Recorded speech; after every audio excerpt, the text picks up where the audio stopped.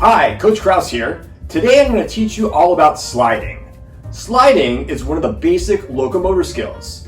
Locomotor skills are skills that help us move around in space. With sliding, we're moving our bodies to the side. I'm going to show you how it works. So I'm going to step to the side and then put my feet together. I step to the side, put my feet together.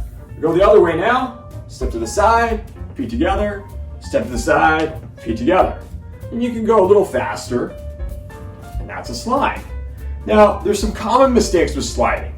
First of all, it's really important that when we slide, we keep our shoulders, our hips, our feet all pointing forward, and we step sideways.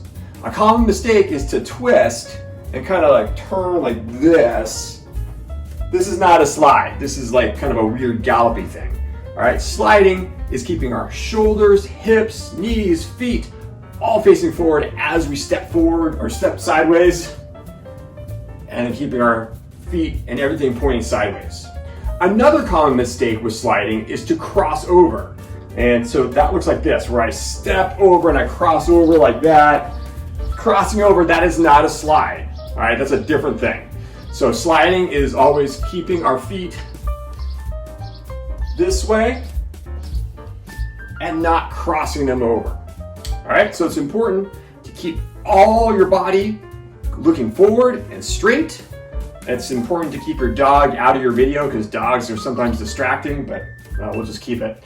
And also, you guys saw I put a line here. Sometimes putting a line here kind of helps us make sure that we're going sideways. So with that line, I can kind of look down. I can see if I'm going sideways or if I am kind of going front or back if I cross that line. I don't want to come in front and back.